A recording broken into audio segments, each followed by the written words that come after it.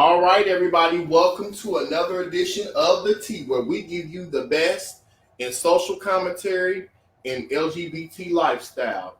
Now, today we're going to be talking about several things. This is our Labor Day weekend special. We're going to review Pose season finale.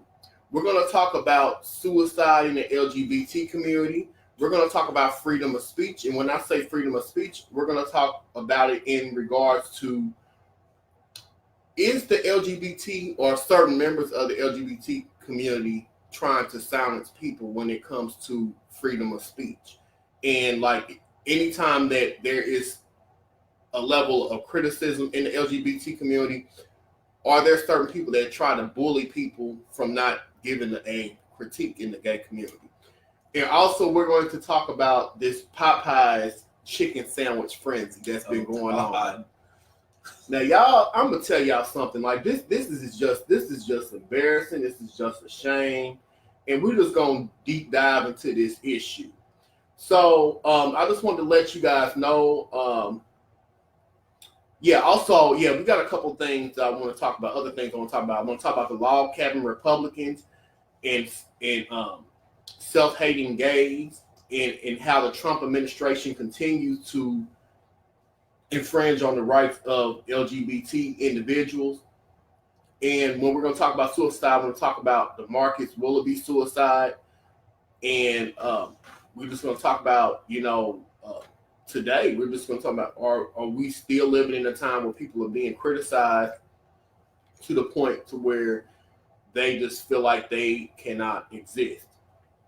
And also, this is a situation that happened like about 3 weeks ago, but I wanted to talk about it in regards to freedom of speech. It's the gay community bullies when it comes to others exercising their freedom of speech, and this ties into the whole Mario Lopez backlash that he received when he pretty much made a valid point, in my opinion, about, is 3 years old too young for a child to determine their gender or their sexuality? And I don't see any, I don't see anything wrong with what he said. He was very respectful. So we're going to go to the phone lines. I believe Phillp is on the phone lines. Let me go to this number ending in 4244. Is this Phillp? Yeah, can you guys hear me? Yeah, I can hear you. And also, those of you that are on Facebook Live, I want to know if you can hear us as well. Just type in the chat if you're able to hear us. We also have another caller online ended in 6103.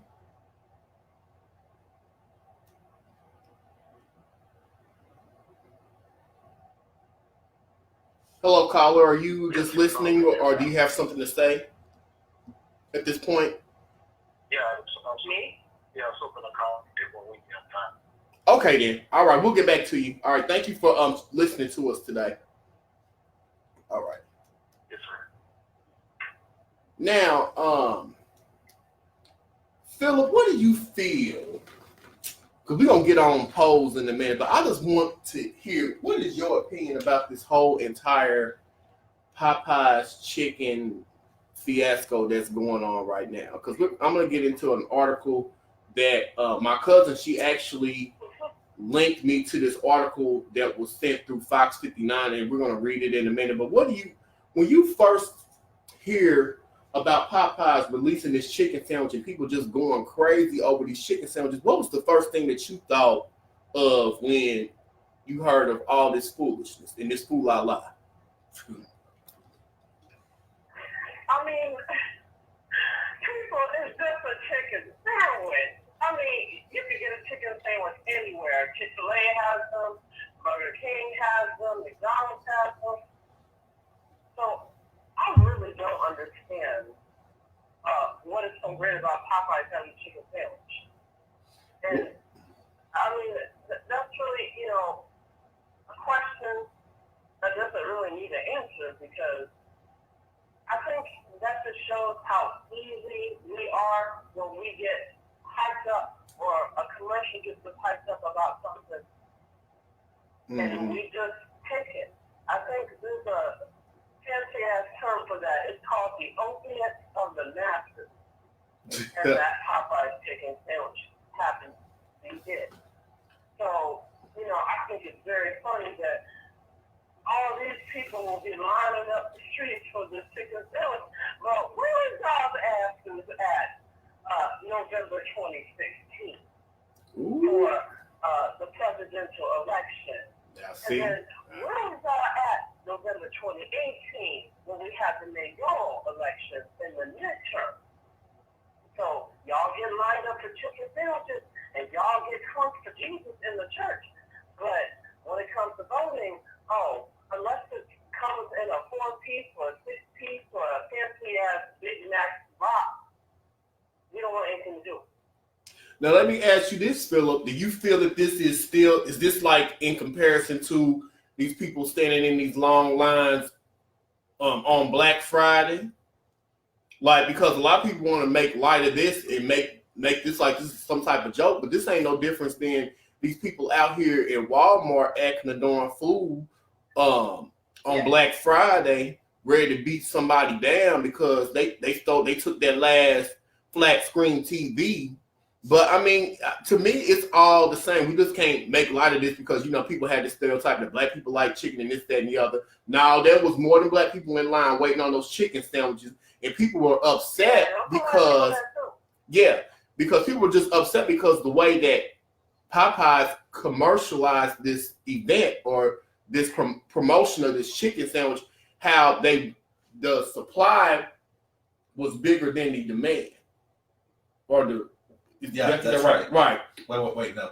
The demand was bigger than the supply, right? Yeah, the other way around. So, like, I feel that they didn't handle this right, and then it was just like, and then they didn't tell the people that they ran out of the supply of chicken sandwiches, so people were mad and upset because they waited in line for this, for sometimes hours, So it was just handled wrong, and then just the way that they kind of promoted it on social media, it was just very condescending and very, I don't know, it was just very disrespectful how they just catered it, like stereotypical.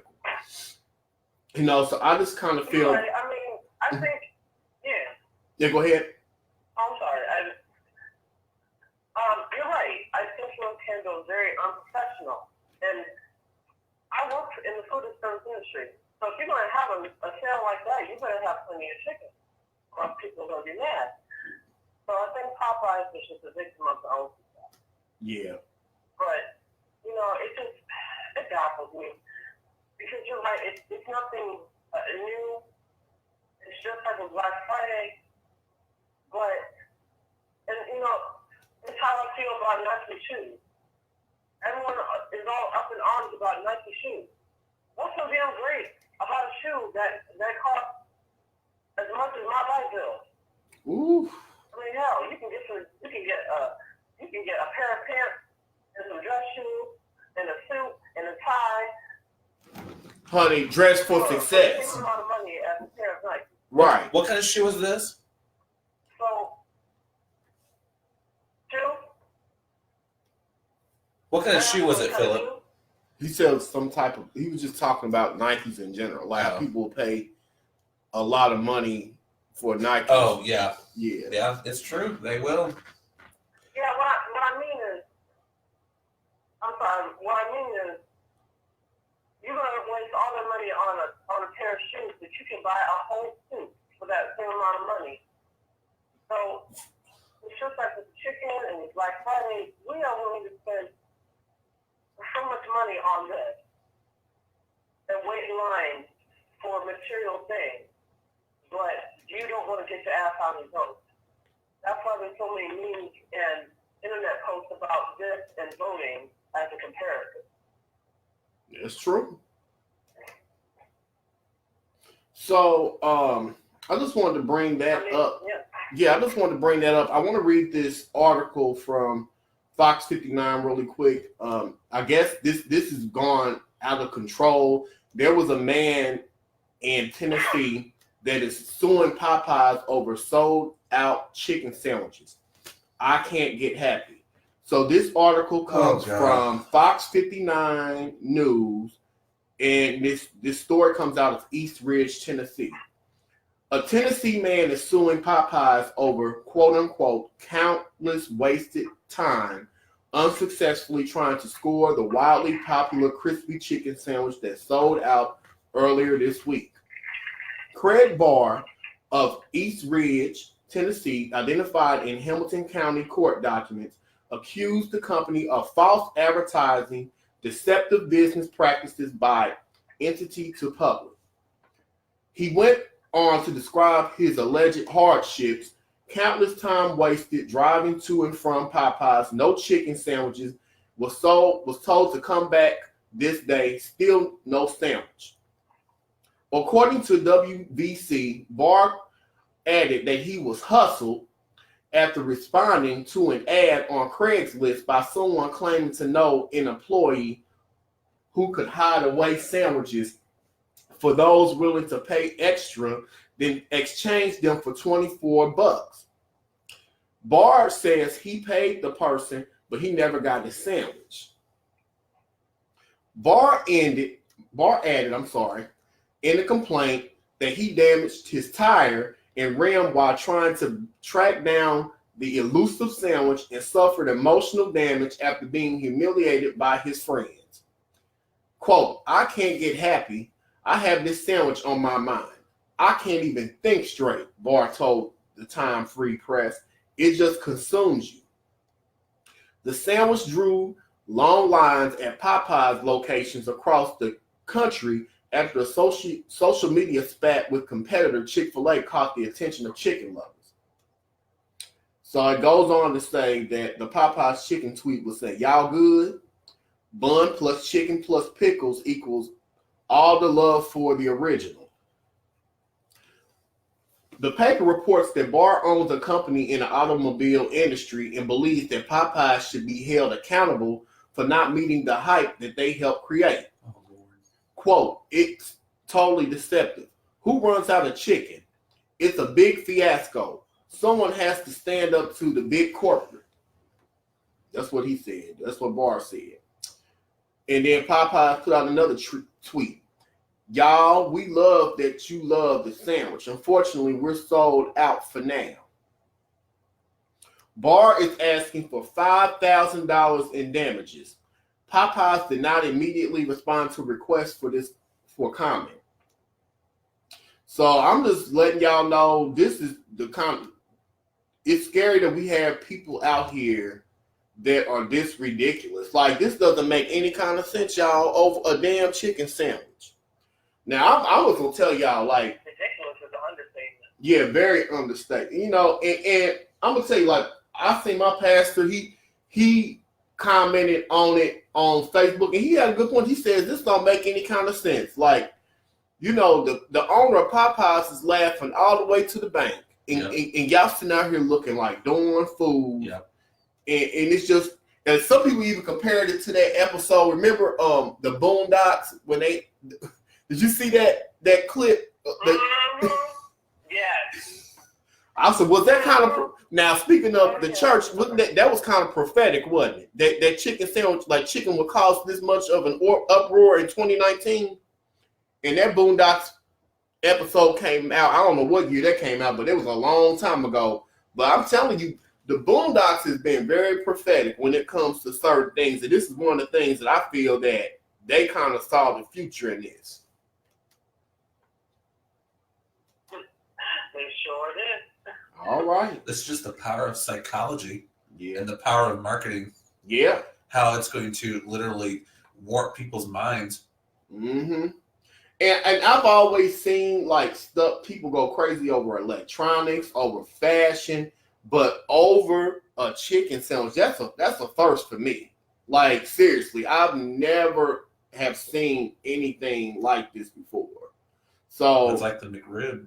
yeah, that McRib be having people going into a frenzy too. No, it's good as well. Some of y'all don't need to be eating that damn pork because y'all got high blood pressure. Y'all got diabetes. Y'all your toes and limbs getting ready to get cut off, and y'all waiting in line for all this stuff. It just don't make no damn sense, y'all. They're just eating mystery meat. Yeah, that's it.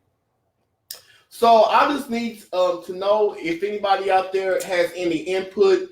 You can call us at 646-595-3515. We will put the number in the chat really quick so everybody will have this number to call in if you would like to participate in this conversation. We're going to move on to our next comment, to our next point in our conversation. And the thing I want to bring up next is let me see what we got on our list today. There is a situation where Mario Lopez received backlash for stating the obvious. Now, he wasn't disrespectful. He was on Candace Owens' show, and he made a valid point. Like, you know, some of these parents are pushing sexuality on their kids at a young age. And I just want to kind of bring this up since this is like an old story, but it's still relevant because sometimes I feel, and I'm just going to be 100% honest, and I'm just going to keep it 100. I feel in the LGBT community sometimes there are bullies that you can't have any criticism of the gay community without someone trying to scare them into being quiet or trying to quote unquote cancel them. Like, I just feel like this cancel culture has gotten out of control, and I kind of feel that we can't even criticize one another, let alone other people criticize our community, because we don't want to be talked about, but we can criticize other people. Hell, we can criticize each other and go in on each other. You better not be somebody outside the community that has something to say, because you're going to face some type of backlash. So I want to go to these comments that were posted. Well, not comments. I want to go to the commentary that was posted online. And we're going to come back and have a conversation about this issue. I definitely feel like being on Pose has made me a lot more self-aware. I think that it has made me a lot more comfortable and confident with who I am. Wait a minute, guys. I got the wrong one. Okay. So there are some weird trends, and one of the weirder ones for me, at least, to try to process is this new trend where celebrities are coming out, and I know Charlize Theron did this a few weeks ago and saying that their child is picking their gender. And this is strange to me just because and they say, oh, I looked at my child was swimming in a bathtub and looked up and said, Mommy, I'm a boy. And that's weird too, because even though I'm not a parent, I nannied for 5 years of my life. And the things that come out of children's mouths, like, they say whatever in the moment. You don't know what they've seen on TV, what got in their head. Right. And I've had children say they were mermaids. I've had children say they could fly and jump off of a staircase. And thank God I caught him, right? Because he thought he could be Superman. And so I'm trying to understand this new Hollywood mentality where they just think that their children now have the mental authority and I am trying to clarity. understand it myself.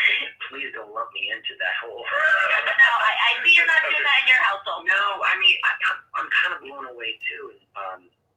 Look, I'm never one to tell anyone how to parent their kids, obviously, and I think you come from a You place. should though, because you seem to be doing something right. Oh, thanks. You know, and I would say you come from a place of love. You know, you really can't go wrong. But at the same time, my God, if you're 3 years old and you're saying you're feeling a certain way, or you think you're a boy or a girl, whatever the case may be, I could just think it's dangerous as a parent to make that determination. Then, okay, well then you're going to be a boy or a girl, whatever the case may be, and it's sort of alarming. And my gosh, I just think about the repercussions later on. Right. And To me, I just see depression because when I was in 5th grade, I don't know, it was a weird thing in 5th grade where me and my girlfriend Molly, like we were tomboys. So we just were like, we're tomboys now. So we wear like baggier pants, the cargo pants were in, and I tried to make my voice a little bit deeper. 1 year, went to middle school, and everything was fine, you know. It was just a phase. And I hadn't gone through puberty yet. Like, you can't make a decision about your sexuality when you're 3 years old. I was in 5th grade. well, that's just. I don't think when you're a kid. At least when I was a kid, I remember the kids still think my daughter. So some boys have cooties, and you know what I mean. They're so. I don't think they're. You don't know anything about sexuality yet. You're just a kid. Right, and then making that determination so young. I just see, like, if my parents, when I was like, I'm going to be a boy today, shaved my head, and were like, that's, you made the decision. I can't even imagine how depressed I'd be once I went through puberty, once I started liking guys, and then having made up my mind when I was in 5th grade. And I think that's a really scary trend that we're seeing coming out of Hollywood right now. And at the core of it, to me, seems like narcissism, like virtue signaling. Like, you just want to say, I'm so tolerant and I'm so accepting that whatever my kid wants to do, they can do. Yeah, I think as parents need to allow their kids to be kids, but at the same time, you got to be the adult in that situation. Pause with that. And I think the formative years is when you start having those discussions and really start making these declarations. And it's way too young for some of these that are, I just personally think it's just way too young. Yeah, we're not psychologically there when we're 3 years old. At least I certainly wasn't. And then... All right. We are back. Now, I'm going to tell you something. I am not really here for Candace Owens. I don't really care for her. I just kind of feel that that's a whole nother topic for another show. And I don't really agree with a lot of things that she says on her platform. But I feel like on this topic, you know, I'm this type of person, I can put aside my differences. Like, if I care for you as an individual. But she was speaking up but true facts, like, in that commentary. And I feel that Mario Lopez was speaking true facts too. And I don't feel that he said anything condescending. I don't think that he said anything disrespectful in that commentary. And I just kind of feel that, and I believe that a lot of gay people will agree with that. But I just feel like there's an agenda by Hollywood and the powers that be to kind of push this stuff up on people. Like, I just kind of feel at a certain age in life, like, kids should be kids. Sexuality should not be anything that they should even be thinking about. They need to be trying to, hell, they trying to push sexuality on these kids. These kids don't even know their ABCs, 1, 2, 3. They can't tie their damn shoes. They can't even say their damn name. They don't even know their address, but you want to put sexuality on somebody. So I just kind of feel that sometimes the gay community can be, or certain segments of the gay community can be hypocritical. Like, we can criticize everybody else. We can have an opinion of everybody else. But the moment we have that somebody comes to the table with a valid critique, they want to cancel that person. And he received a lot of backlash from this conversation that he had with Candace Owens. And as always, he backed down and apologized and this, that, and the other. But I don't think he should have apologized, because that's his opinion and he should have stood in his truth. You know what I'm saying? But I just kind of understand too, because like when you're in Hollywood, you have to play the game, because if you don't play the game, you are going to ostracized. Yeah, ostracized. You're going to lose your career. You're going to lose everything.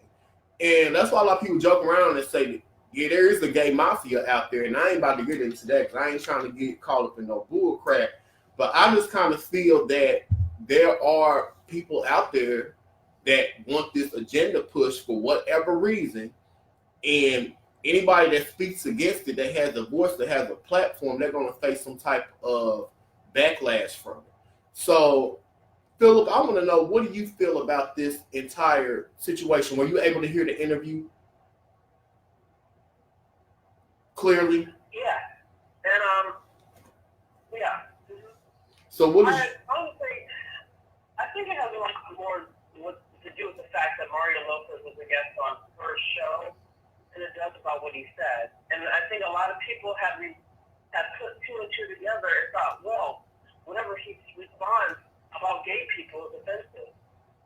So I think that was the first thing that I got from it. And the second was, I agree with him. We are pushing sexuality on kids too early. And just because a celebrity does it, doesn't mean that we should do it.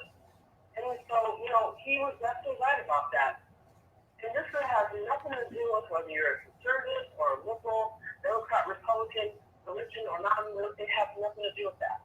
It's what is considered appropriate and what is considered inappropriate. And I think that this is inappropriate. And that's why I don't agree with little kids being outside of it. They should not be there. I don't care what anyone else says.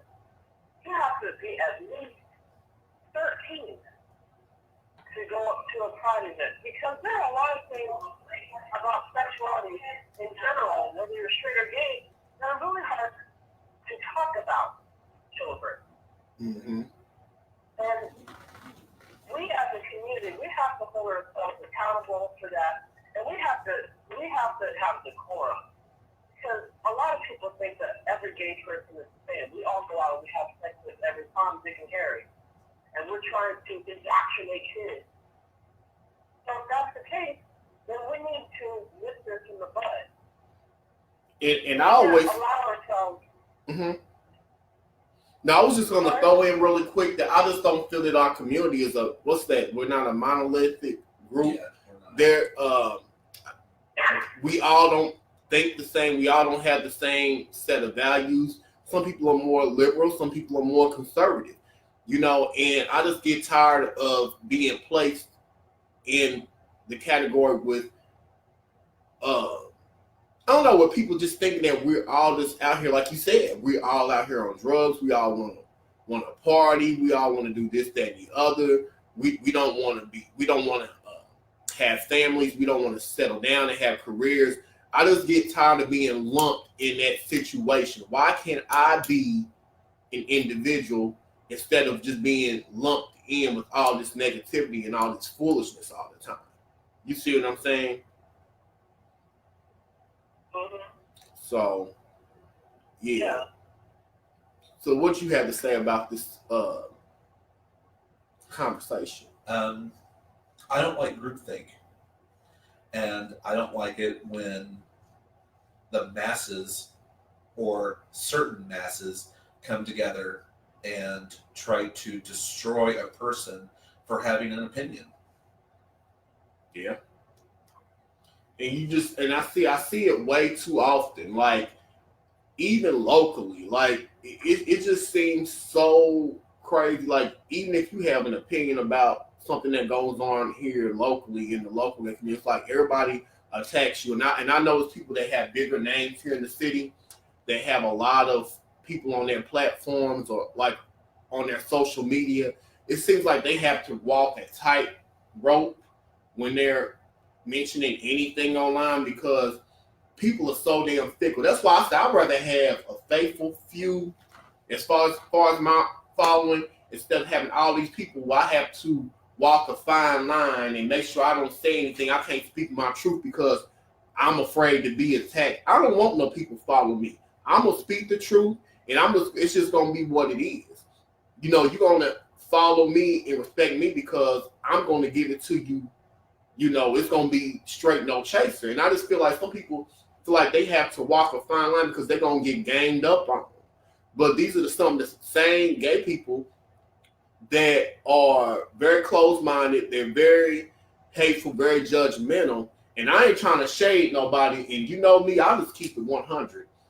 And you know, and I'm not gonna say no names, but you know who you are out there. You know, I love you to death. You know, we go way back, and I'm not gonna say no names, but you said something to me about a week or two ago that kind of bothered me. And I just kind of feel like we as gay people, we always want inclusiveness and we always want people to be, you know what I'm saying? We claim that we want diversity, but a friend of mine that I've been knowing for years came to me one night and was talking about, well, I don't go to this certain bar. Well, this bar it's starting to look very dark in this bar, meaning that there's more Black and Latinos going to the bar. And my thing is like, when was diversity a bad thing?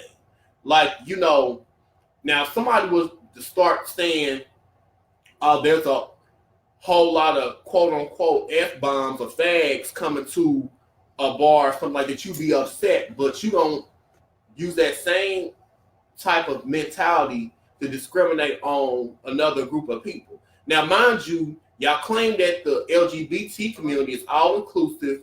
We come in all different shades and colors, but this goes to show you that there is a difference between the white LGBT community and people of color and black gay community, because some of y'all will right, and that look at the show Pose. It was obviously a difference. They had different experiences than the mainstream white gay community.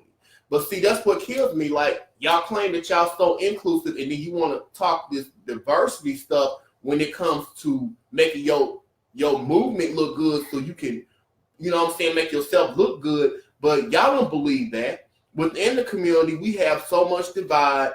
This person don't like this person because they're femme, or this person's butch, or this person's a bear, this person's a twink. So how can y'all sit up here and say that you are a cohesive group of people, and you want people from the outside to respect y'all, but y'all don't even respect each other within the community? That's all I'm saying. So it's like when Pride comes around, that's when everyone is, you know, all coming together hand in hand. But then the other 364 days out of the year, then we all go our separate ways, and then we all stab each other in the back. We all talk about each other, and we're not as cohesive as we would like to be. Right. And we don't want to face facts that we as a community are probably more divided than a lot of others. Right. So I just have a problem with the hypocrisy, and you know, I just feel that's something that we need to work on as a community. I really do feel that we talk the big talk, but we really don't believe in what we say. So Phillp, what do you feel about that topic at hand? About pride or about Pose? About pride, like about, you know, just the hypocrisy in the community. Well, you know, I talked about this on our very first show. And I still stand by my word. It is hypocritical. And for the record, what was said on your very first show is not going to be different from what I'm about to tell you. Not only is it hypocritical that we as a gay community compartmentalize each other based on race and socioeconomic status, we also discriminate against each other when it comes to the word ding ding ding clean or BDS. Oh my God. Now, I can talk about this because some of y'all bitches out there who use grinders, scrubs, growlers, who think it's cute to tell a person, oh, I only want to be with clean people. First of all, there's no such thing as clean. There's no such thing as clean. If you are sexually active or if you're not sexually active, it only takes maybe one time. But did you know that herpes, genital herpes, and oral herpes is one of the most common diseases found amongst the human race? And nearly 80% of everyone on the planet Earth has some form of it. Oh my God. To further that, herpes is not like HIV. You can't tell if the person has it. You can go without symptoms, without outbreaks, and still have it. And you can't get tested unless you have the actual symptoms on your body. Otherwise, you can go and get a blood test. But even some of those aren't very accurate. So for all those people who think it's really nice to tell a person, oh, are you clean? Are you sure you're clean? You have nothing on you. Just because you don't have anything on your body doesn't mean you don't have something. This is why they emphasize that to use condoms and other forms of protection, whether you're gay, straight, or bi, or trans, because you never know. And that is the part calling the kettle black, and I'm so sick and tired of people using that term, whether it be in public or online. There is no such thing as clean. And just because a person does have HIV or herpes or some form of disease that's transmitted sexually does not mean that they are any less of a human being. They are still people, and you can still have sex with But you can't tell ignorant people that. But you know, the great thing about having HIV or herpes or any of those diseases is that by having that disease long term, you can tell which people are genuine and which people are not, whether you want to be friends with them or have a relationship with them. So I think it's a great thing that if you do catch what, you know, one of those, I wouldn't say that it's the end of the world because it's 2019, we've come a long way in medical advancement, but we are still short of tolerance in the gay community when it comes to those people who do suffer from those long-term illnesses. Yep, and I just feel that that's them true facts. Like that's all we gonna spit on this show is true facts. And my thing is like, you know, that goes back to what we were talking about with this situation. You can't speak the truth. You can't have an opinion and a valid opinion and respectful opinion without people trying to attack you because it goes against their narrative. And I just feel like that's a problem with our community. We do not want to have these open and honest dialogues. We claim we want to have honesty. We claim that we want to have an open dialogue. But when people bring these issues to the table, then they're getting attacked.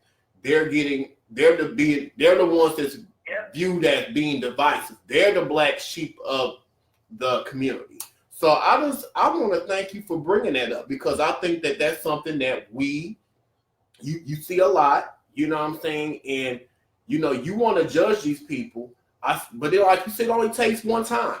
You don't have to be sexually active with tons of people because, you know, I've heard of people that they can count the number of people on one hand that they've been with and they've contracted a certain STD. So you can't always, you know, what about these women that's with these husbands that are out here sleeping around on the down low? And that's the thing. I'm sorry to interrupt, but let me add something. You are putting yourself at risk when you use these sites, or when you go to the bathhouses, or when you hook up anywhere. So that's the pot on the kettle black. Be grateful that there are people out there who will tell you ahead of time that they do have either HIV or herpes. Because not everyone's going to tell you. And that's the thing that people need to understand. You can't blame a person, especially if they told you ahead of time that, you know, you got it from them, because nobody asked you to be on those sites and go looking for some dick and ass. Nobody asked you to be on those sites. So you are putting yourself at risk just for being on those sites to live whatever sexual fantasy you got going behind closed doors, whether you are married or not. So do you think that this has a lot to do with personal responsibility then? Like people need to take personal responsibility in their own sexual health and their own overall health instead of trying to put that on the next person? Exactly. All right. I think that should be a subject we should explore. Yeah, we're going to talk about that in a future episode.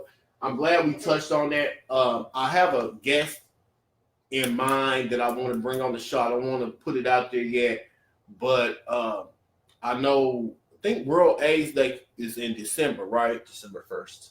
So I got a couple people in mind that I want to bring on the show and talk about that because I really want to have a real open dialogue about this epidemic that has affected so many people's lives. So I think that would be a great show that we should do. And I'm going to start working on some stuff now. And even if I have to pre-tape it and then, because I really want to work with the people that I have in mind to where I can just have it pre-recorded and just air it on that day. But I just really feel that that's something that we need to talk about because I feel like personal responsibility as far as sexual health is something that we don't want to discuss or we don't want to come to terms with in our community. And I think that is just long overdue, you know? So, all right. I want to move on past that. I want to get to, let's see what we got to talk about next. I think I'm going to leave the political stuff to the end of the show. because I want to talk about the log cabin Republicans, which we've kind of touched on them in previous episodes. We didn't really go into depth. I think Tyler mentioned something about it. And, we have a caller online. Let's see what they have to say about the topic at hand. Caller ending in 6103. Do you have a comment, or are you just still listening at this point? Yeah, I had a comment I was hoping to talk to you guys about. Yeah, go ahead. Go ahead. Yeah, so I've been researching the whole thing with homosexuality and transgenderism. And I was wondering, because I noticed today people have basically made this dichotomy of people are either born gay, or they're born thinking that, they're the opposite sex, or the people take the other option if they choose it. And what I came to find after kind of studying this is that it's neither you're not born it, nor do you choose it, but it's actually a mental illness. And I find it kind of interesting how a lot of that information has been kind of kept in the general public. So when you say mental illness, like, can you expound on that? Yeah. So as of 1975, the American Psychiatric Association classified homosexuality under the category of paraphilia. Now, paraphilia, for those who don't know what that means abnormal or strange attraction. And so people who have under that category, there are people out there who are sexually attracted to animals, sexually attracted to objects like balls or balloons or fences. And these are real cases where people are attracted to some of those random objects you can imagine. And they have a genuine sexual attraction to those objects. And so people who have those attractions, they're considered to be under the category of paraphilia. Now, homosexuality was under that same classification until the mid-70s. And there was a push from LGBT activists against the American Psychiatric Association to no longer classify it as a mental illness. There were protests, there were regular show up to meetings, shouting down people, and the American Psychiatric Association decided to give in. And they actually explained that they were changing the classification not due to new scientific evidence, but because of political pressure. And so since then, there's been a steady, I don't know if it's propaganda or what it is, that's out here trying to convince everybody that homosexuality is something you can be born with. But the reality is, it's a mental illness no different than anyone else who would be under the category of paraphilia, who's attracted to an animal or a balloon or anything that would be considered unnatural. It's under the same thing. And sadly, instead of dealing with it in a way where we could try to help people, we're accommodating it the same way we are with transgenderism. People are making it seem like it's normal for a man to think he's a woman and go and get a sex change operation and remove body parts. And I mean, I don't understand why in society where, I don't know if it's just political correctness or what it is, but people are afraid to talk about this stuff because they think they're going to get called a homophobe or a transphobe if they even question any of this stuff. So let me ask you this, since you feel that this is a mental illness, how do you think that they should, how should this be handled then? How do you think that this should be rectified if you feel that this is such a mental illness, and what should be done with these groups of people that identify as the LGBT community? Well, we should be trying to treat it like we would any other mental illness. The problem is because of the current political environment, no medical group or any research group, no one would invest in seeking treatment for this because they would immediately get attacked. You know what I mean? So no one will even make that attempt. And like I said, it was classified as a mental illness, and it was declassified because LGBT activists were protesting the American Psychiatric Association. So they caved in out of political pressure. That proves that literally no one now is going to be willing to take this on, because the minute anyone even attempts to, they're going to get attacked the same way the APA was attacked. It's kind of sad, and it's leading people to this idea that they're just stuck like that there's no way out of it, or that it's normal for a man to think that he's a woman. When we should be trying to help these people and not going along with it.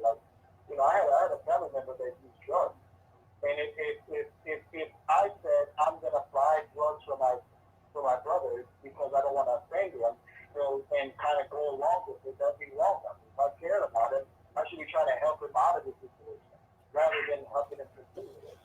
Especially when it goes on destruction, like going and getting a fixing operation. I feel like it's detrimental for something else, no different than if someone was a drug addict. But here's my thing. What is somebody's attraction to the same gender? How's that, like, especially somebody that's not, I mean, how's that damaging them or someone else? Like, you're saying that because most mental illnesses, the people that suffer from mental illness, they're a danger to themselves or other people. So how is a same-sex attraction, Right. how's that hurting themselves or hurting anyone else? Like, I don't understand how you are comparing that to something else. Like, I don't understand that. Okay. So I think the best way to look at this is how a mental illness is. The best way I find it to define it to me is the way I look at it. Whenever your thinking is not in line with reality, that means your mind itself is off. It's not right. That's really a mental illness. So when, for example, human sexuality is based on reproduction, right? This is why, if you look at the male and female reproductive organs, they're complementary to one another. They're really designed for each other. I don't want to get graphic and get into detail, but I mean, everyone knows what the male side does when it's sexually attracted, what the female side does, and they work together. In fact, the female organ, as an example, is designed to handle, lack of better term, I don't want to get gross in what I hear or offend anyone, but it's designed for it to handle penetration. The muscles within the female organ is designed to handle that, whereas the anus, the muscles in there are much thinner and they're not designed to handle it. That's why if you engage in anal sex, whether you're heterosexual or homosexual, you can get what's called anal fissure. So you can even have what's called a prolapse rectum. And why is that? It's because the anus, the rectum, is not designed to be penetrated. And people say that there's a G spot supposedly in the anus, when in reality that's your prostate. And if you rock the prostate too much, you can actually die. And so people are like playing with the human body in a way it's not designed. They're confusing the digestive system with the reproductive system. And so, if we're not going to be honest about biology, then that's one to why I see it as detrimental, because you're harming your own body. So let me ask you this, like, so would you say that, so if you're going to use that type of logic, would you say the same thing about heterosexual women that enjoy anal sex? Is that some type of mental disease? I mean, but here's my thing. So you mean to tell me that globally, because people are now becoming more open and honest about sexuality. So you mean to tell me that there are millions and millions and millions of people globally that suffer from mental illness? What do you mean? There's mental illnesses all over the world. It's not like mental illnesses are only in America. It's worldwide.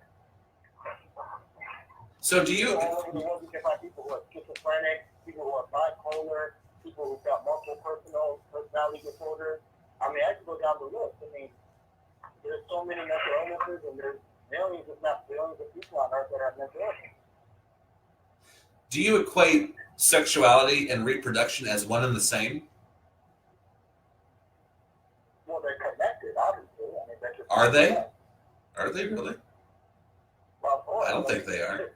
I mean, think about it. What is the natural byproduct of sex? Sex is designed when the male has sex, whether they're homosexual or not, and when you have an orgasm, what do? You ejaculate semen. Why is it that you're ejaculating semen? Because the semen is there to then impregnate the egg within the female. That's why. I mean, that's kind of basic biology and common sense. I don't understand how that's difficult concept to understand. Do you equate mental illness and sin as one and the same? No, of course not. Okay. Phillp, you got anything to add? Not at the moment. Okay. Well, that's a unique point of view. What I would say to you guys is just think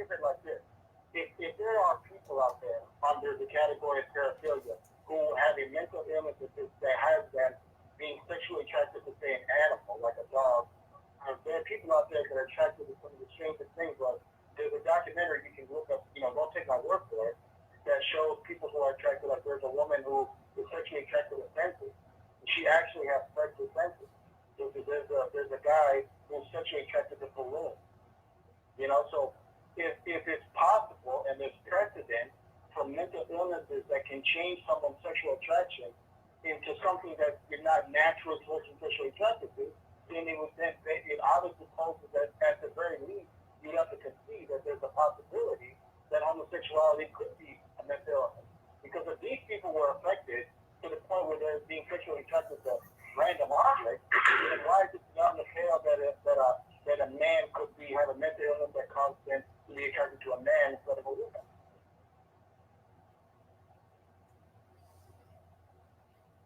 Well, that's a unique point of view, but you know, like, I mean, over time, I disagree with it, but that's a unique point of view.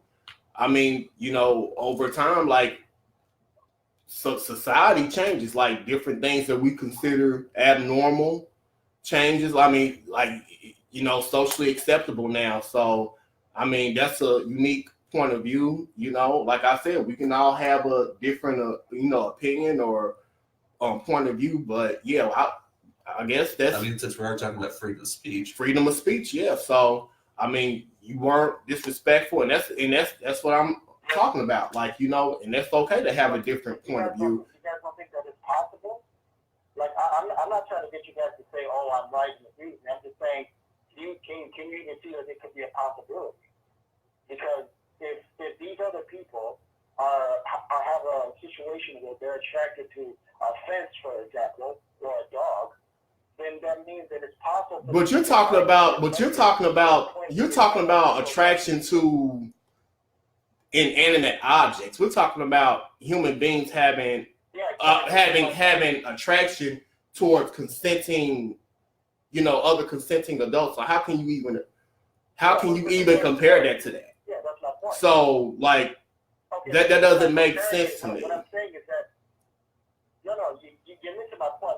I think I understand your point correctly, and we need to move on with this show. So yeah, thank you for your opinion and thank you for your time. Yeah. Okay. Yeah. Moving on. Moving right on along. Yeah. So yeah, I'm not trying to have somebody jam up my show because we got other stuff to talk about.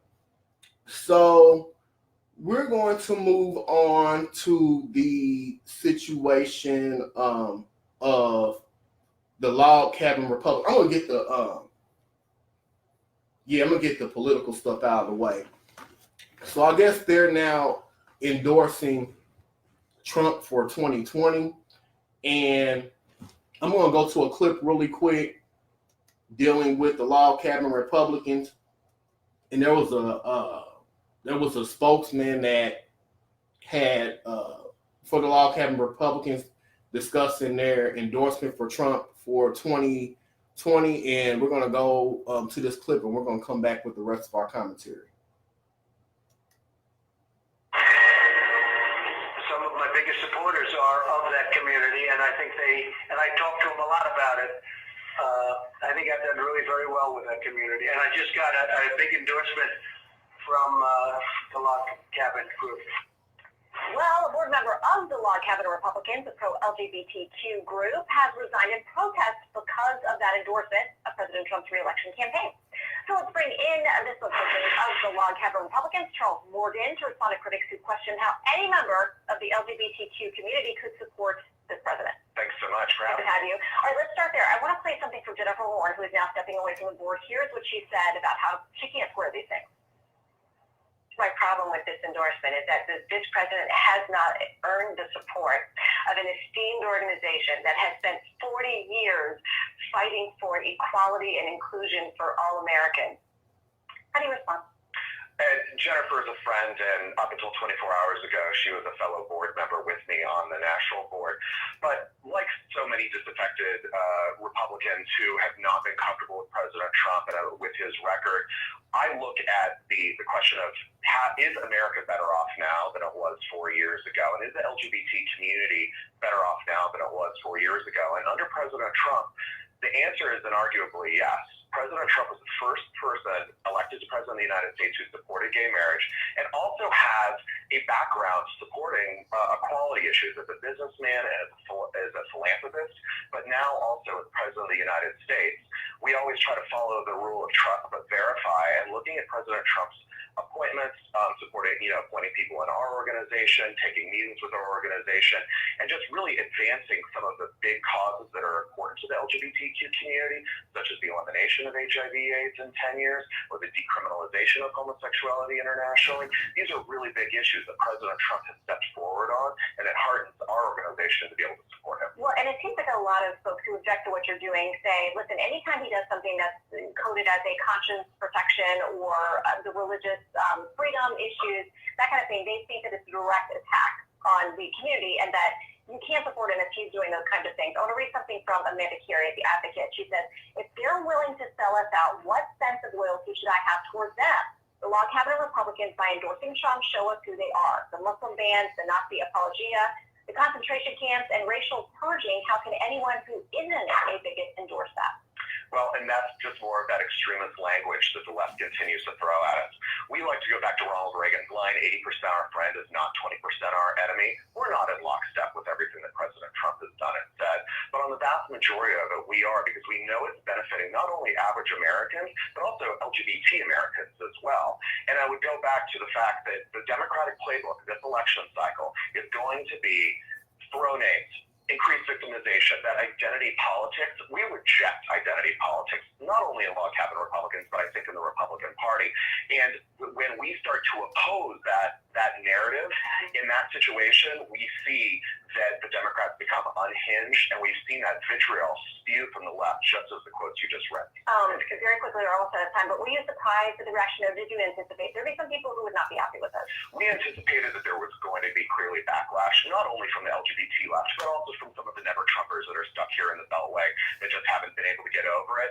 But what I have seen is the fact that as we continue to advance our message about individual responsibility and personal freedom and the alliance that we have with President Trump, that is really disrupting the narrative on the Democratic Party side, and they're taking advantage of the LGBT community.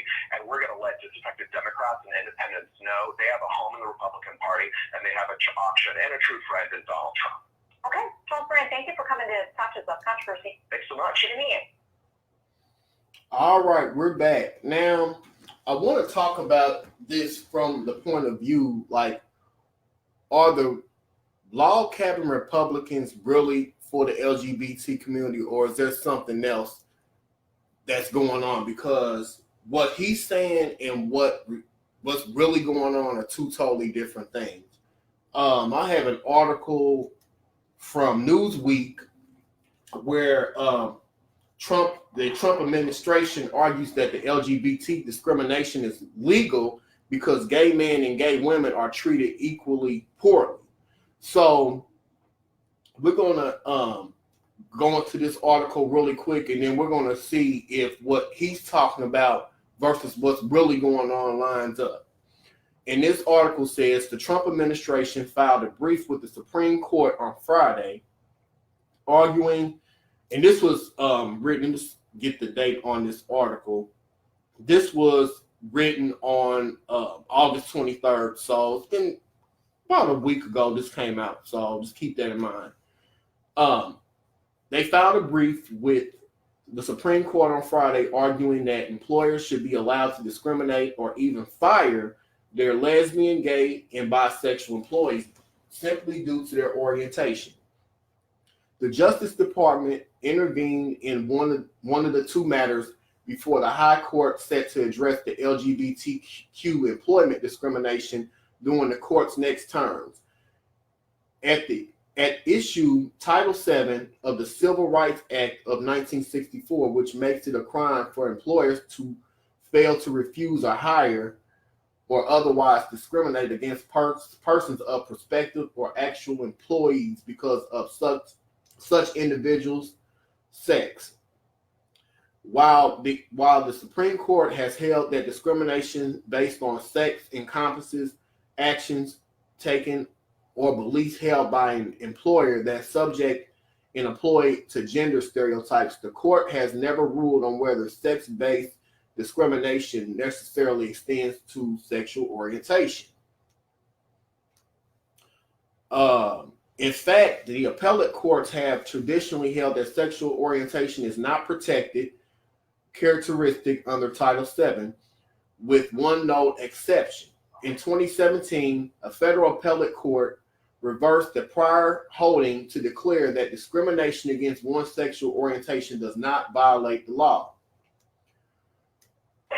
With its brief on Friday, the Department of Justice is trying to impel that the Supreme Court to issue a precedent-setting ruling that will give the green light to employers nationwide who are not encumbered by state anti-discrimination ordinances.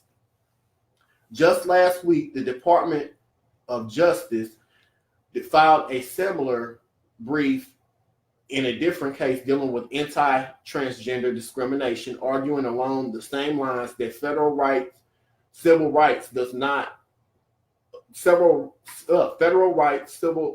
rights laws do not protect its transgender employees from losing their jobs. Remarkably, the department argued in its memorandum that the reason why, I lost my place. The reason why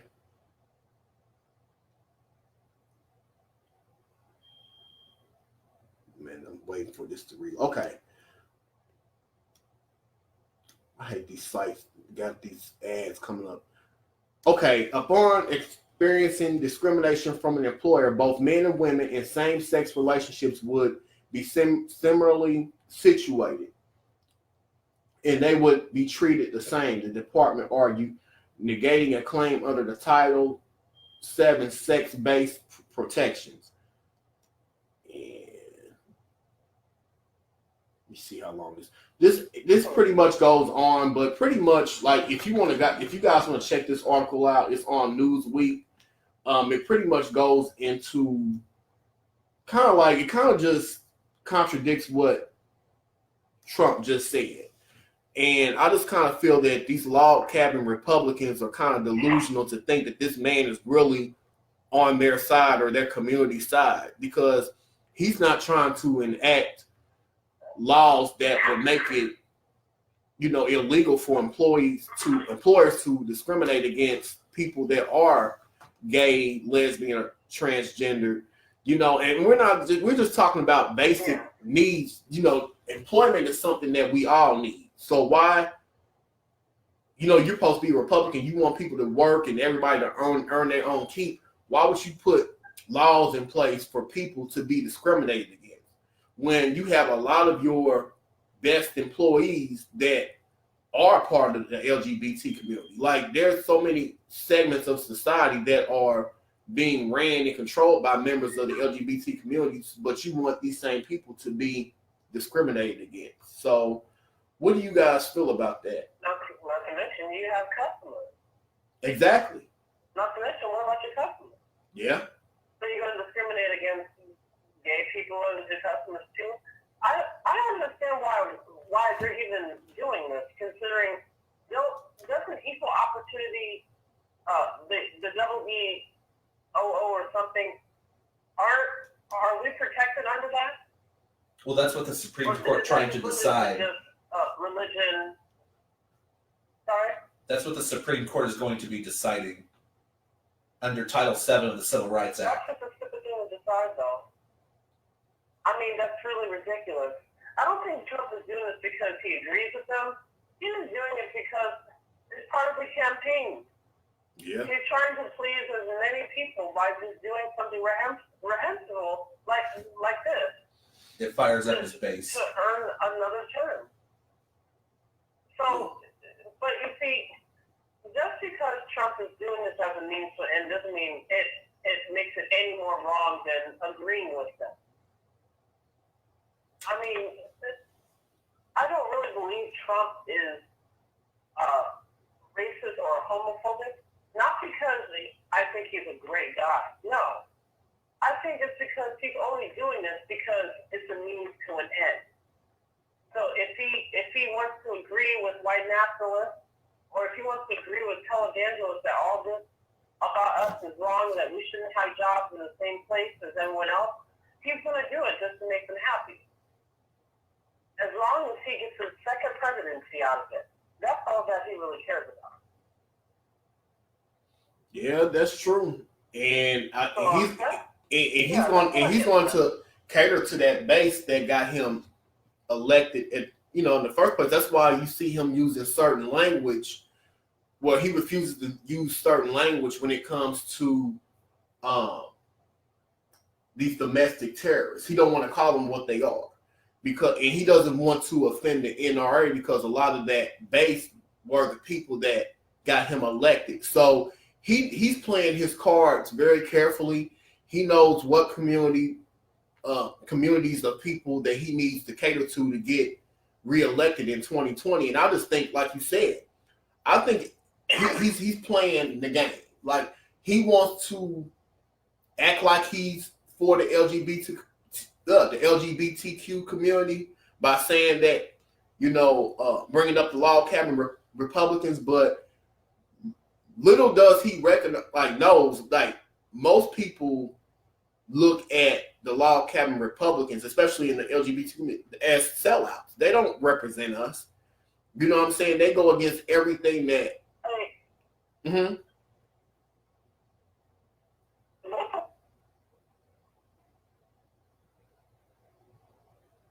You there? Yeah, can you hear me? Yeah, I can hear you. Ooh, loud and clear. Yeah, that's better. Hello? Sorry, my microphone went out. I was asking, what is a log cabin Republican? What does that mean? So they're essentially gay people who vote Republican and vote for the Republican ideals, and they vote for their platform. So basically, they're house Negroes of the gay party. House Negroes of the gay community for Republicans. Yeah. Yeah. Now, and let me say this. Wow. And let me say this. I don't feel that. And here's my thing, because I feel that you can have Republican. Let's put it like this: you can be a fiscal Republican, but not have to take on their ideology as far as. And can you turn your? Wait, I don't know if he's. Are you? Hey, Phillp. Yeah. Okay, wait a minute. That's better. But I was just, I can hear you. I just feel that you can be a Republican. I mean, you can, as far as like your economics, you can think like that. But socially, I just feel that, I don't know. It's just kind of like not in your best interest to be a part of the gay community, and knowing that these people have a platform that's against who you are in your lifestyle. I don't understand that. So I don't understand how these log cabin Republicans can go so hard for a party that doesn't even recognize you as a human being and doesn't want you to have basic rights. You see what I'm saying? Well, the thing is, our platform is not confined to a specific political party. Right. It shouldn't be. Right. I mean, our platform, I really don't think it should be confined to a political party. And that's the whole reason why I find it so weird that you have log cabin Republicans. I mean, if you really are on the same side, then you have to be careful who you align yourself with. Right. Well, I mean, regardless of what party. I had to find out the history. So that's the thing about it. I had to find out the history of the log cabin Republicans because I was truly wanting to know like how they even came about, so to speak. So what Wikipedia says is that the Log Cabin Republicans was founded in 1977 in California as a rallying point for Republicans who opposed the Briggs Initiative, which attempted to ban homosexuals from teaching in public schools.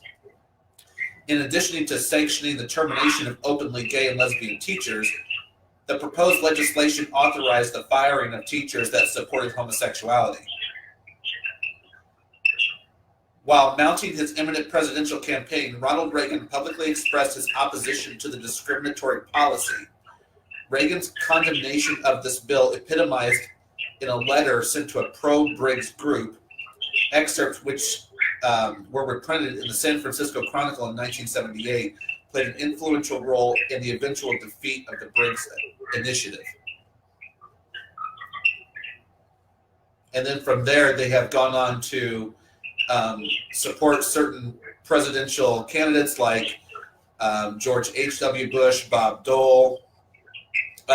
In 2004, they declined to re-endorse George W. Bush for his re-election because of his stance on creating a constitutional amendment for the Marriage Act.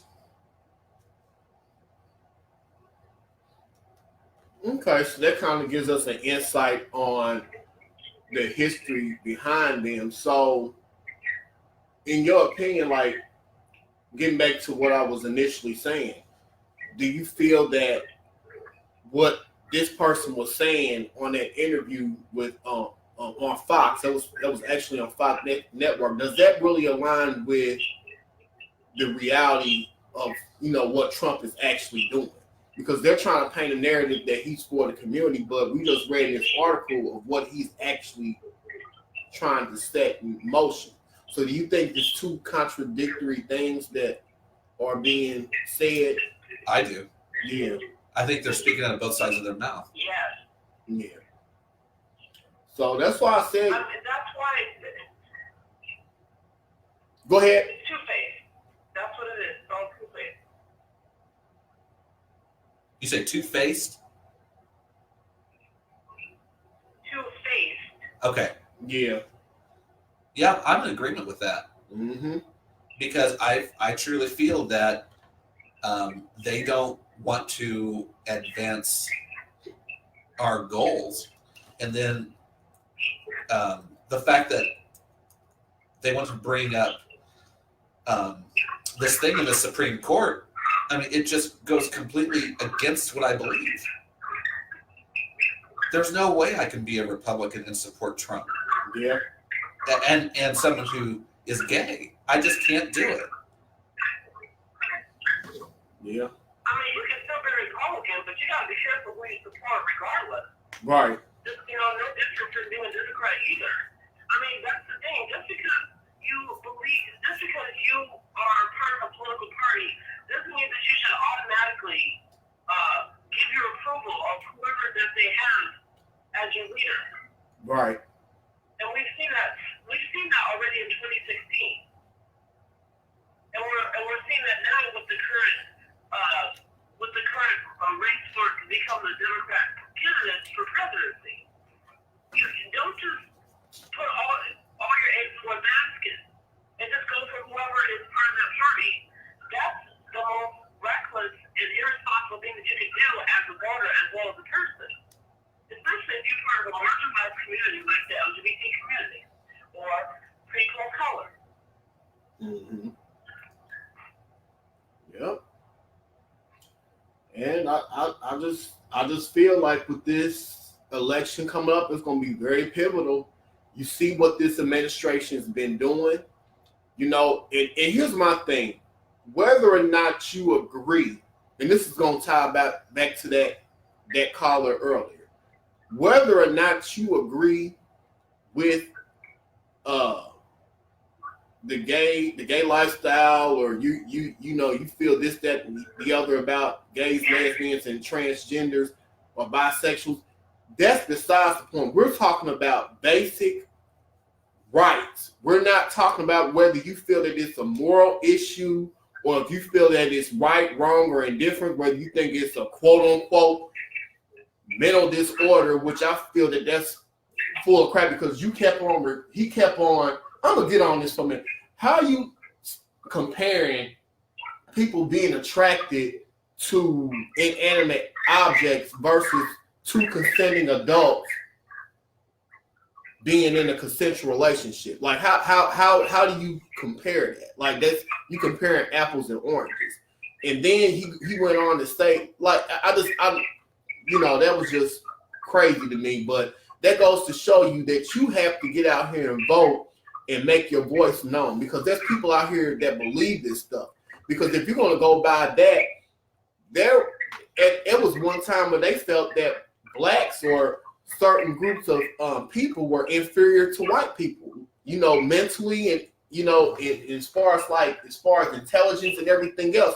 So you're basing that off of a evolving science. You know what I'm saying? Like, you know, I just kind of felt that was just ridiculous. And you have people out here that think like that, and you think that we don't need to get out here and vote and let our voices be heard. Like, that's just crazy. That's why I just feel that we have to know who's representing us, and we have to know if they have our best interest in mind. And I'm not just talking about the LGBT community. I'm talking about all communities. You have to vote and make sure that the people that you're voting for have your best interest in heart, because you'll have people that feel that you're less than a person. They'll try to demonize you and make you feel like you're less than, and then you'll be setting yourself back, you know, decades. Like, you know, all the progress that you think that you've made, that can be just pulled from up under you. So I just feel that we have to know who is representing us and who's, you know, we just can't vote blindly. That's just bottom line. So that's a great point. You're right about that. Yep.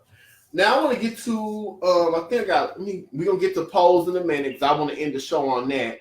I have another story that I want to talk about before we get to that.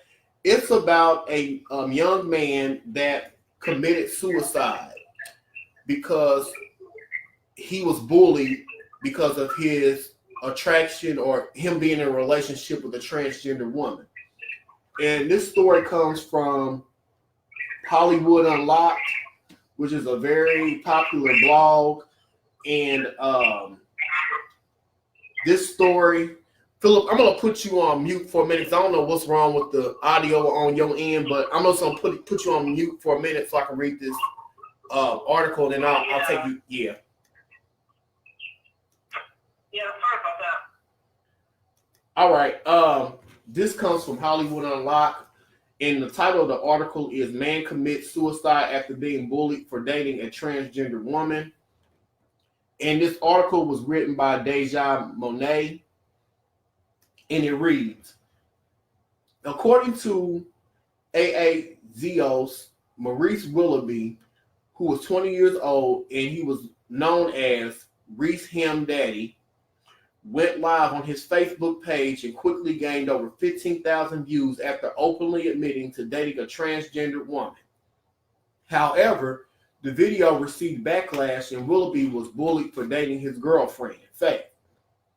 Friends of Willoughby said he also dealt with depression, and cyberbullying became a contributing factor to his declining mental state.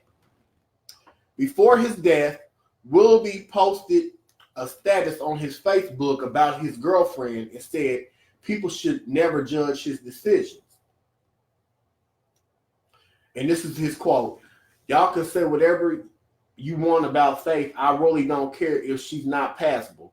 I don't care if she wasn't born a woman. She is a woman to me. And I love her flaws, and that's what makes her Faith. If you heard her story, it's motivating. I'm happy, and you should be happy for me." Many of his friends condemned the bullies on his Facebook page for bullying Willoughby about his dating life. And I guess this is one of the statuses. "News that one can't contain. Right now, my heart went back numb over getting this news." And this was after he committed suicide. "This was my best friend and confidant. And now that you're gone, it isn't going to, what is going to bother me, but the bullying and depression that took you away. We both suffered greatly with that, and together we stood strong and held on. And now one of us has ascended to a higher place in the sky. Man, this is messing me up really bad. Rest in peace, Reese, man." So pretty much that was the story. And it's just sad that we are still living in this day and age where people are still worrying about what the next person is doing. And especially if it's not impacting you and your loved ones, why do you care if this man is attracted and he's in love? This is not like a sexual, like, just, what I'm saying? He's in love with this person. He's willing to be open and honest about who he is, and his decisions aren't impacting yours. So why do you care about what this man or who this man is deciding to date?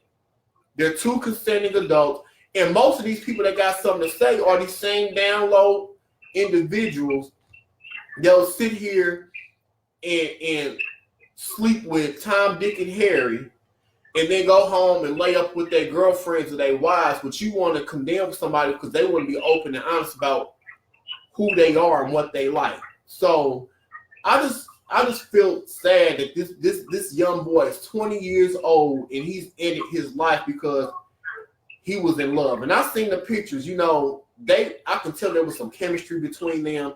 And it's just sad that, that it goes to show you everybody's not strong and can deal with criticism. And that's why I said, like, you cannot sit here and tell me that someone would choose this lifestyle and choose to be gay or be attracted to whatever they're attracted to, like it's a choice. Like, who would want to go through all that? Now, you have some people that do it because they think now it's the fashionable thing, it's trendy and this, that, and the other. I'm not talking about those people because, but I'm just talking about people that are truly struggling with that, and it's just sad that he had to end it in his life because he felt that he just couldn't take that pressure, so. And it almost sounds like he didn't really have a support group. Yeah. That he could tell somebody about how he feels, and that also bothers me too. Yeah, I want to give a shout out to Lauren. I want to give a shout out to Lauren. Lauren, if you want to call us in, you can call into the show. 646-595-3515. I'm gonna put the number in here just in case you want to call in. We just been talking about a lot of different things, man. We had an interesting caller earlier that tried to compare sexual orientation to mental illness, and I kind of had to shut that conversation down real quick because he was comparing like people being attracted to inanimate objects and animals versus people being attracted to human beings and being in a consensual adult relationship. And I just can't have that propaganda being pushed on my show. I couldn't do that. So, I will say this, he was respectful. He didn't use any, derogatory language, but, I let him give his point of view, but I didn't agree with it. You don't have to agree. We don't have to agree with each other on this show. All I ask is for you to be respectful. You see what I'm saying? So, like I said, it takes all kinds, but we talked about that. We talked about self-hating gays. We talked about individuals in the gay community that preach one thing, but their actions don't line up with what they're saying. So we talked about a little bit of everything, and we're going to talk about polls here in a second. But if you want to call us, the number is 646-595-3515, and we're going to open up the lines here in a little bit. Or if you guys want to just call in, and we'll take calls as we go through the show. But that's what we've been talking about. I want to get on polls now. And as you guys know, we just wrapped up season 2 of polls. And I'm telling you, it was, a wonderful season and a wonderful finale. I think in general, this season dealt with a lot of the realities that the LGBT community, particularly the LGBT community of color, things that they dealt with, and how I just like the show this season because it dealt with the element of the gay community that we don't really get to see. So I'm gonna go to a caller. Let me see. We have a caller that just popped up before we get into the commentary. Caller ending in 6043. Do you have a question or a comment about the topics tonight? Yeah, I think it's great. I just had a comment. I think you're right about everything. I thought it was a great topic, and I just wanted to say thank you and keep on going. You guys are great. Thank you. We want to really appreciate you calling in. We really appreciate the support. We're just trying to have a community dialogue because there's a lot of issues within the LGBT community that we don't discuss. And I want to give a voice to everybody because you don't necessarily have to agree, but I just want to have a forum where we can all just give our schools of thought and we can just be, just respectful to one another. So we want to just thank you. Absolutely. So let me ask you. You have a really good platform, and you do it really well, and you do have an open forum, and it is very fair. And I think that's what's missed in a lot of in this country now is people shutting down people. We all have beliefs, we all have ideas, but you guys have a really great program. Thank you. And I appreciate it. I know your listeners do too. Yeah, so can I ask you, where are you calling from? What part of the country are you calling from? Carlisle, Pennsylvania. It's right near Harrisburg. Oh, okay. Oh, nice. Okay. All right. Well, we appreciate your call and keep listening to us, and we'll be back. Thank you very much. All righty. Thank you. All right, bud. All righty. All right. Well, Phillp had to get off the line. he had to get off the line. At least I think. Are you back, Phillp? I am, but I can't say my phone is dying. Oh, okay. Yeah, let's talk about Pose really quick while we have time. What did you think about the season finale? Oh wow! Well, I'm glad I caught up before the show today, but man, it was very emotional. But I'm glad it ended the way it did. Especially because we were all wondering what was going to happen to Blanca, with her HIV, and I think it was befitting to see Blanca at her lowest point, because that shows that the strongest people that support everyone else are usually the ones that need the most support in return. Right. And Blanca became that superhero for everybody. Yeah. And it paid off. Yeah. Everything that happened to her had paid off. Even the bad. Like, it came in full circle. So Blanca really was the most pivotal character in the story. Not because, she probably was the main character, but she brought Pose together, She really did. Yeah, And I agree. so the last episode, it has me wonder what happens now. Not just to Blanca, but to ballroom culture, to the lives of all the people that she's housed. I saw that she took in, two little kids that were younger than, Damon. And I'm like, wow, she's still being a mother. Even after just coming out of the hospital, losing her business, she's still doing what she's doing. So it was amazing. And I truly was touched by all of it. And I just kind of felt that the season, with all with the negative that happened, I just felt that it ended in a positive. I just felt it ended in a positive light. Like, even if they didn't bring the show back, I kind of felt that it ended in a point to where, you know what I'm saying? Like, like you have everybody's doing their thing, everybody's still prospering and stuff like that, and it kind of left the ending open. You know what I'm saying? There's someone at the door. Oh. Yeah. But yeah, what did you think about the ending of the season 2. I thought it ended on a great note, and I thought that it definitely gave some sort of clue to what season 3 is going to be.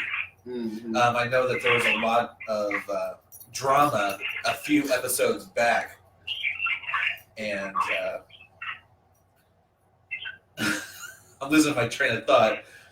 Oh, my dog just walked into the camera, so yeah, don't mind him. But yeah, I just kind of felt that this season was really good. It kind of gave us a realistic view of what goes on, not only just in ballroom culture, but just a lot of things that people of color in the LGBT community dealt with.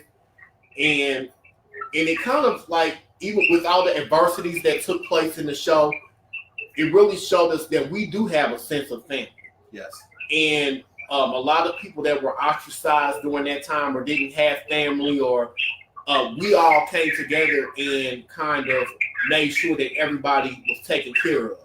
You know, just like with any family, there's always going to be disagreements. There's always going to be adversity within families. But at the end of the day, like, we all have each other's back. And I think that's just the biggest thing of Pose. The biggest thing is family. If you don't have the family unit, if you don't have a group of people that support you, I feel that it just leaves you open. Like, it's like a pack of wolves. Like, they a lot of times they gang up on people that don't have a family structure. And I kind of felt that with Pose, like, everybody was family. Yeah. That's all they had. That's all they could depend upon. They didn't have anybody else. It wasn't like today where we have allies. Like, back then it was a totally different time. And we're talking about, 30 years ago. But, it was just a totally different time, a totally different world. And then on top of that, we're dealing with this epidemic, this HIV epidemic. People still didn't know much about this epidemic. They didn't even know how to really treat it yet. So you had that being thrown in the mix. You had discrimination from the outside world. A lot of things that we take for granted now, they didn't have those opportunities. They didn't have that support that we have now. So it was just really good to see how they were able to band together and to make this thing work. So the theme definitely was family. I think you're totally right about that. Yeah. I want to go to a clip if I can find it. So I think I uploaded, but before you go. Uh-huh. Sorry. Before you go, sorry, I'm gonna have to bow out, you guys. But thanks for having me on the show. I just got hurt before the battery runs out. Okay, then we will. Yeah, thank you for coming on the show tonight, and we'll probably be back either next weekend or the weekend after. But yeah, we want to thank you for coming on the show, Phillp. And after we do this review, we're going to wrap it up anyways, the show. But yeah, if you want to keep listening to us on the live feeds, you can. Yeah, we'll still be on Facebook Live. Okay. All righty. Thank you, guys. Okay. Bye, Phillp. Bye-bye. Let me go to this clip. I can't think of his name off the top of my head, but he plays Ricky on the show, and he was just talking about how he really got into that character that he played, and how that when he was diagnosed with HIV on the show, how that really his heart went out for that character, and that's how he was able to get into that character and play him so well. So I'm gonna go to this interview that he has, and then I'm gonna come back with the rest of my commentary. So there's some weird trends, and one of the weirder ones for I definitely feel like being on Pose has made me a lot more self-aware. I think that it has made me a lot more comfortable and confident with who I am, and it's made me a lot less fearful of being authentic in every room and every circumstance that I find myself in. One of the things that has been really helpful with, you know, my family being able to see me on this show and us have conversations and like them affirm me as a result. And I think that when you have the support and love of your family and they affirm you in ways that maybe they haven't ever done before, that really changes a person.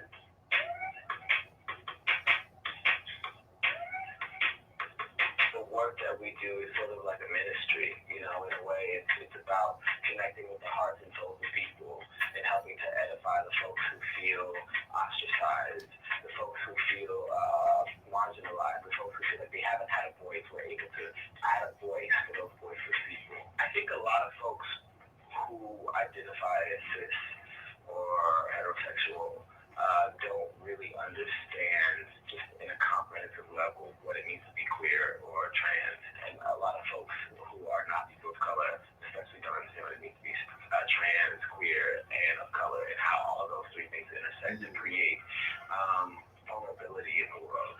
My family just didn't have an awareness, especially of the trans experience.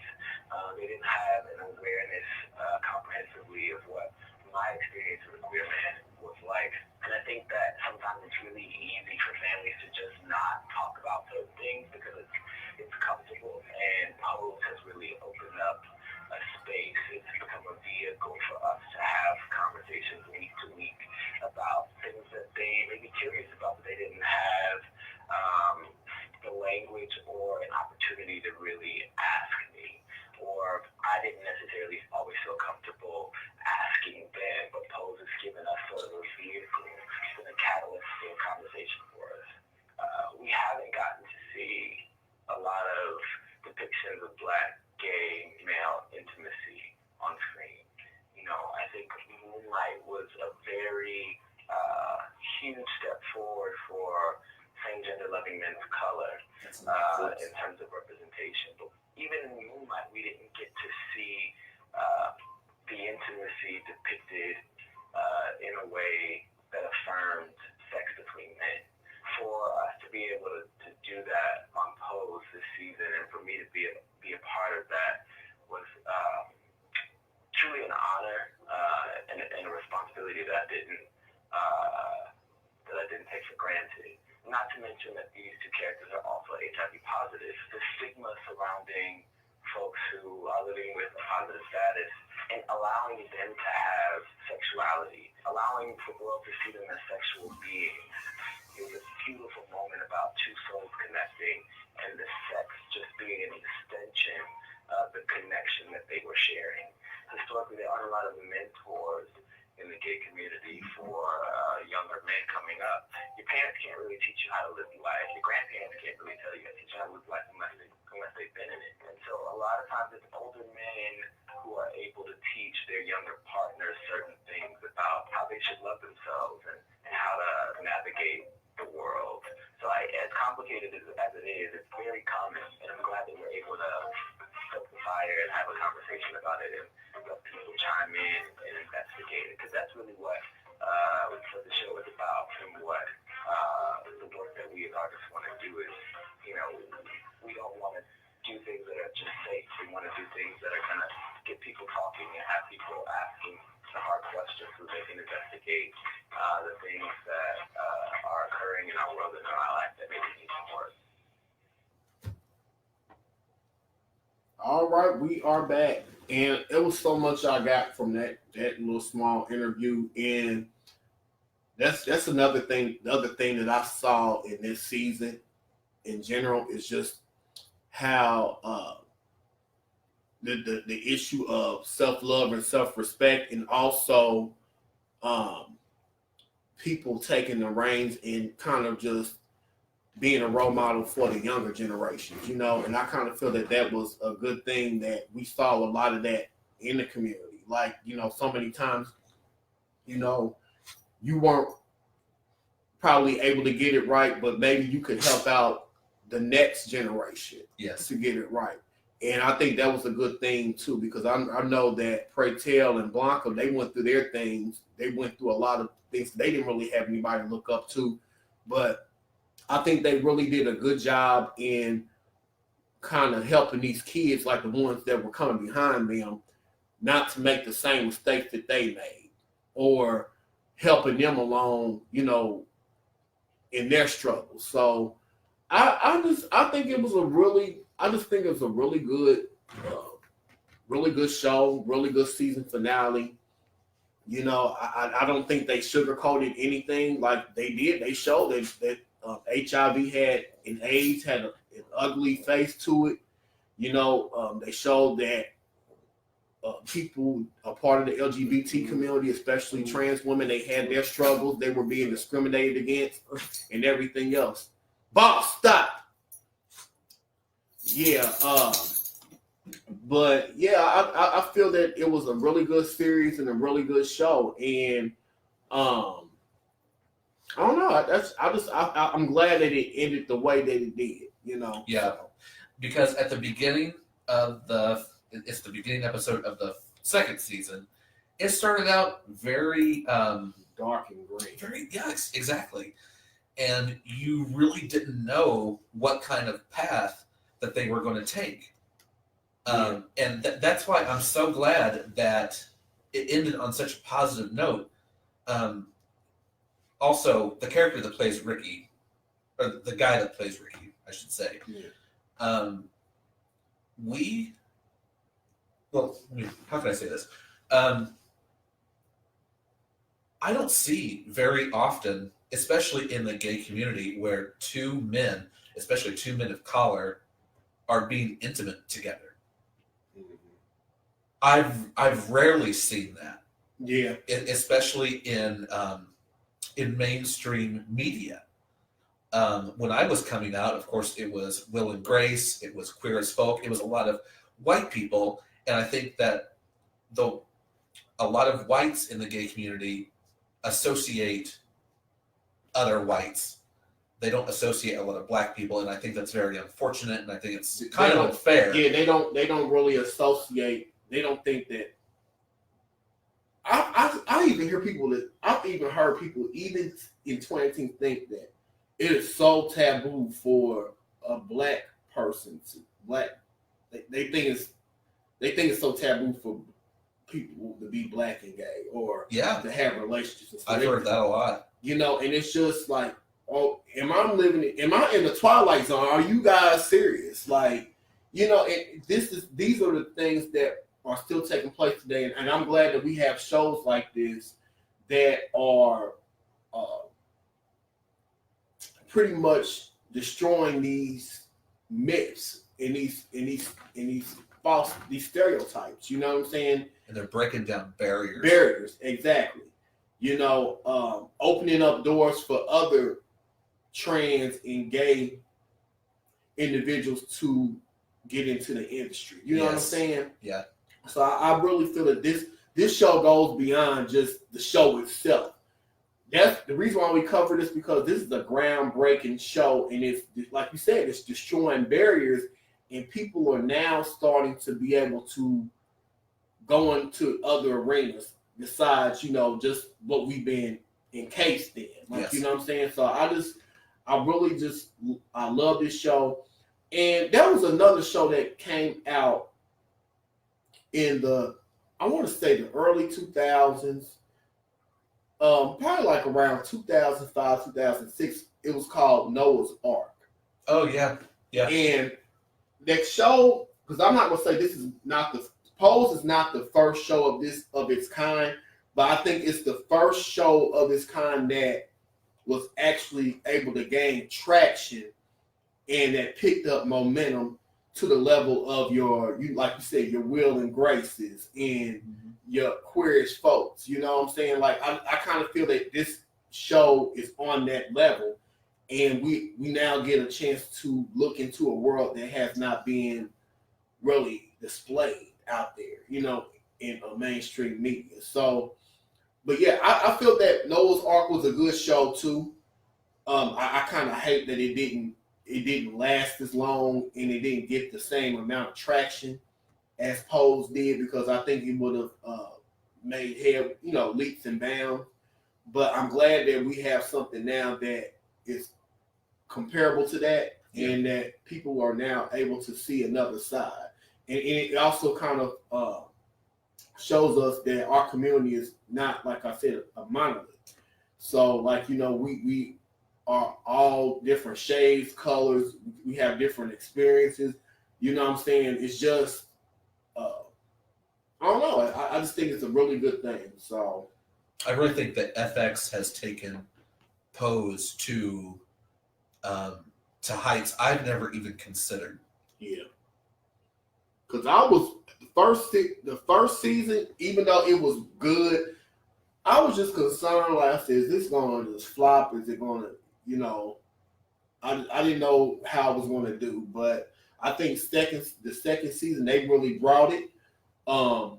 You know, I know a lot of people were saying, well, you know, we're going to give Pose a pass for the first season because, you know, it's a new show and we're really trying to support our community. But I think more people were saying, you know, now that you guys have gotten the footing, you know, we're going to be more critical now. We're going to expect more out of you. And I think that this series has delivered. Oh, yeah. I think it's exceeded my expectations. And I'm really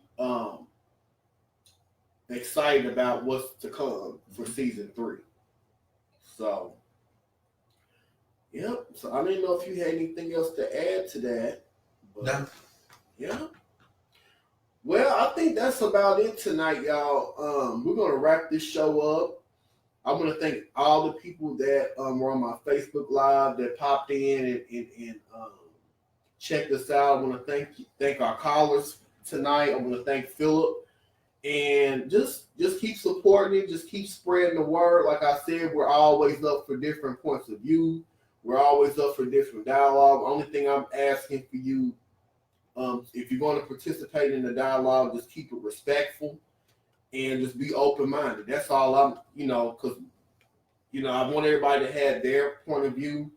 And we're all about freedom of speech on this show. And you know what I'm saying? We got to have these uncomfortable conversations sometimes because, you know, so many times we want to shut people down. But it's good to know the opposing point of view sometimes because, you know, it just kind of helps you to strengthen your platform. And it also educates people that there's people out here that still have closed-minded points of view. So sometimes you might hear a negative point of view that comes across. But we need to know that there are certain individuals out there, so you know we know what we're up against. So, and also, I really feel that, you know, we try to give a platform to people who are still in the closet, are still trying to figure out who they are, and we could potentially be a guiding light, in those aspects. Yep, and you know, that's the reason why I wanted to bring that situation up about Marcus Willoughby, because we still are dealing with this. We still haven't gotten it right in 2019. We're going on 2020 here in a couple months. And I just kind of feel that it's a shame that people still are struggling with sexuality and identity, because I think, you still hear people commit suicide, people still getting bullied. You know, I mean, for every stride that we make, 2 steps that we make, you know, we still need to get everybody caught up with us, because everybody's not caught up with us. Like, they're not, you know, and unfortunately, a lot of people don't have those mentors or that support system, as you mentioned. And it's just, you know, we can be that support system, even if it's just virtually. I'm all for it. Yeah. You know what I'm saying? People don't have to agree with who you are, I mean, your lifestyle, whatever, but I'm just all about equality. You know, people being able to exist and being safe from being harmed or anything else. I'm just all about just equality across the board. So that's what this show's about. It's about positivity. You know what I'm saying? That's what just this network's about in general. So that's just how I just wanted to wrap this video up. I just wanted to let you guys know you can listen to our podcast on iTunes, Spotify, TuneIn Radio, and Google Podcasts. You can just type in the UrbanWire Media Network, or you can type in the T And also, we're going to be bringing back our other news and commentary show pretty soon. I got to get with C and see what her schedule's like, but we just discussed this the other day. So we're going to be getting back to our regular show as well. And check out our YouTube channel at www.youtube.com/UCOFW. Where you just put in the UrbanWire Media Network, and you can get all our video commentaries as well. We do excerpts of the shows. We got concert clips up. We have all kind of things on that channel. So that's something for everybody on that channel. I want to thank all the new subscribers. We've had a couple of good videos that came out in the past month. So I just want to thank all our new subscribers and our new followers. And that's about it. Oh, yeah, and I'm going to let you guys know, especially those that are living in Indianapolis, we are doing a live taping of our show October 19th. We're doing our fall party. I have sent the invites out, so if you want to attend our live studio audience, it's not going to be nothing big, just a little intimate group of people. We're going to have our fall party. We're going to have some good wine tasting, good food. If you would like to participate, you can hit us up. Our email is ucofw.indy@gmail.com. If you would like to be a guest on the show, or if you would like to come to the event, or if you would like to sponsor us or help out in some capacity with this production, feel free to just hit us up. We're going to have a really good time. We got some good shows coming up this year. We're going to start having some guests and stuff like that. We're still going to do some changing up on the show. Like I said, we're still early on in the show's history and stuff. So you might see new commentators. You might see some people come, some people go, but we're getting established. And I just want to thank everybody that's even just checked us out for a couple minutes. I just want to thank everybody. You know what I'm saying? Because people don't have to support you. They can just scroll right on past you. They don't have to even pay you no mind. So I want to thank all my supporters. I want to thank everybody that's giving me words of encouragement. It just means a lot. So, yeah, that's about it. And, yep, unless you got something else to add. I do. All right. Go to the next one. All right. Till next time, take care of each other and take care of yourself. Bye-bye.